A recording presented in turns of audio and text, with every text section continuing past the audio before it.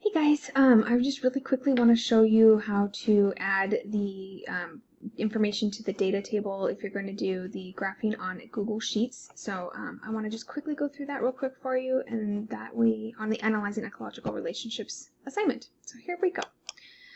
First thing we're going to do is highlight our data in the assignment. Okay. Once you've highlighted it, you're going to bring it and paste it over into a Google Sheet. When you paste it, then you're going to click the chart button here, or you can go to Insert Chart here. I like this one better, it's just easier. And you'll get a chart with 2 lines on it. Woohoo, that's what we want. Now we need to format it in order to get all the specifications that are outlined in the instructions for you to do. So the first thing we want to do is click, I'm going to make that small enough that you can actually see it all, on the Customize button. Okay, and we're going to go to the, I'm going to click the red button for the moose population, which is telling me it's the moose population. And I'm going to change, why is that not working?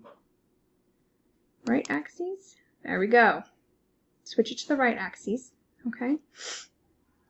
And then we're going to go to Chart, Axes, and, oh no, just kidding. Yeah, we can do that. Chart title is going to be wolves and moose populations versus time, because that's our y-axis, our 2 y-axes versus our x, which is time.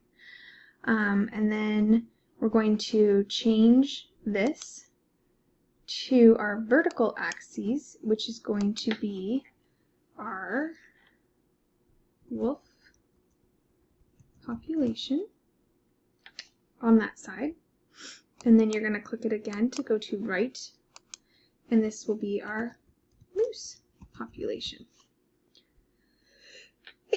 Excuse me. Okay, so that will get us our 2 populations. The only thing we have left to do, and I should have done it sooner, was we need to change this series, and it needs to be a minimum. So I just clicked on it, and you're going to put 0 in for your minimum, and our directions told us that we needed to get it up to 50, so that we have 5 intervals.